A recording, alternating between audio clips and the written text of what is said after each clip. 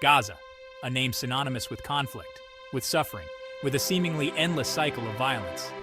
Today, the Gaza Strip stands as a stark reminder of the devastating human cost of this intractable conflict. The remnants of war are not mere statistics.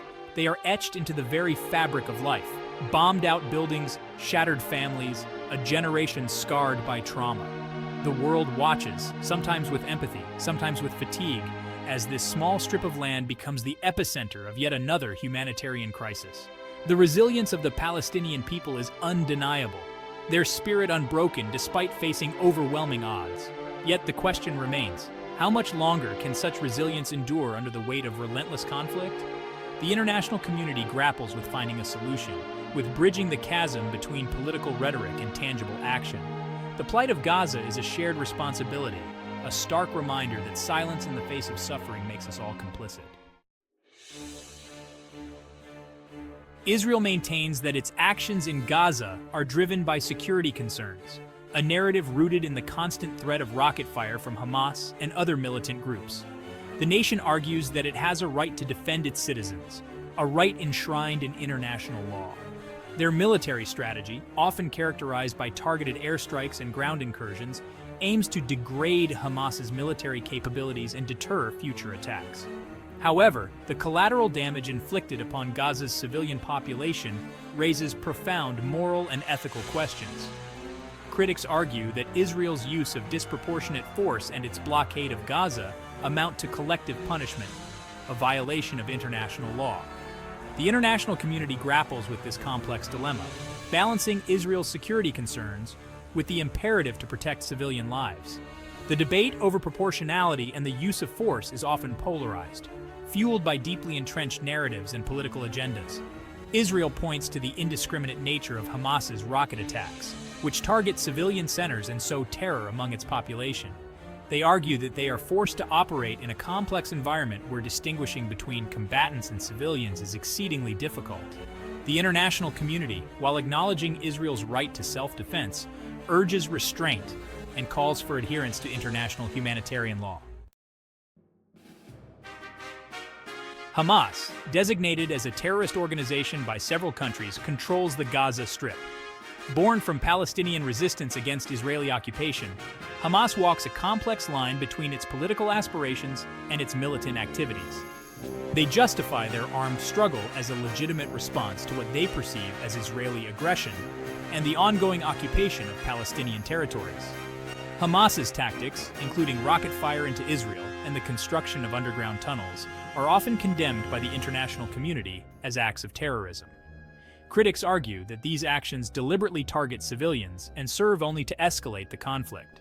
However, within Gaza, Hamas garners support from segments of the population who view them as freedom fighters resisting Israeli oppression.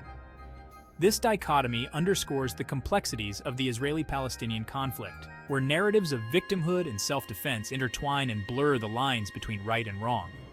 Hamas's use of human shields, placing military installations within densely populated civilian areas, further complicates the conflict, making it increasingly difficult to distinguish between military objectives and civilian targets.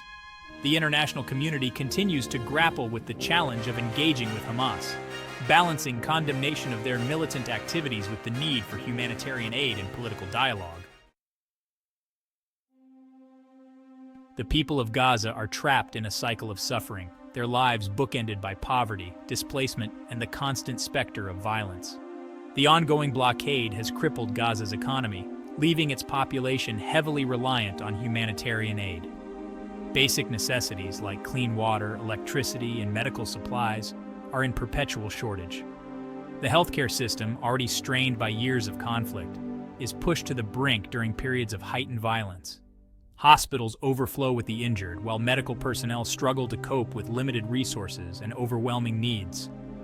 The psychological toll of living under constant threat is immeasurable, leaving deep scars on the collective psyche of Gaza's population. The international community has responded with humanitarian aid, providing essential supplies and medical assistance. However, these efforts, while crucial for alleviating immediate suffering, fail to address the root causes of the crisis. The ongoing blockade, combined with the cyclical nature of violence, ensures that Gaza remains mired in a perpetual state of humanitarian emergency. The plight of Gaza's people is a stain on the conscience of the world, a stark reminder of the devastating human cost of political inaction and the failure to find a peaceful resolution. The conflict in Gaza reverberates far beyond its borders, igniting passions and sparking protests across the globe. The international community finds itself deeply divided, struggling to find a unified voice and a cohesive strategy to address the crisis.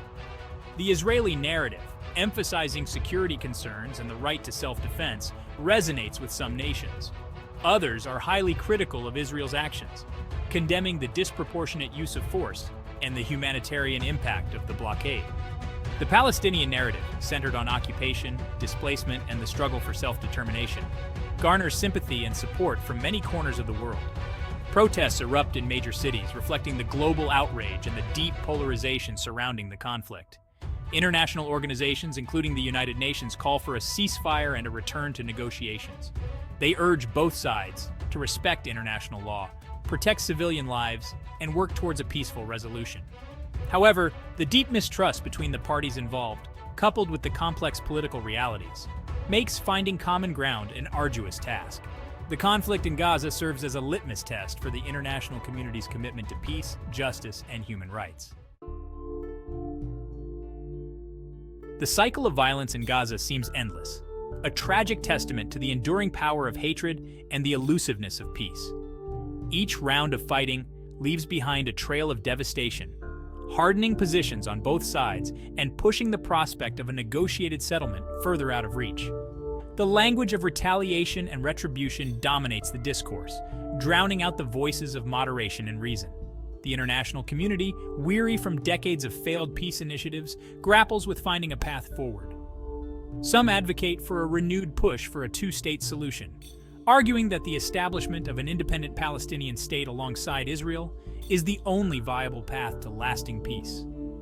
Others believe that the two-state solution is no longer feasible, calling for a single binational state where Israelis and Palestinians share equal rights and responsibilities. The path ahead is fraught with challenges, requiring both sides to make difficult concessions and confront deeply ingrained narratives. It demands leadership willing to break free from the shackles of the past and envision a future where coexistence and mutual respect replace the current paradigm of animosity and violence. The question remains, will the lessons of history be learned? Or will the cycle of violence continue to spin, claiming more innocent lives and perpetuating the cycle of suffering? The conflict in Gaza is not just a geopolitical dispute.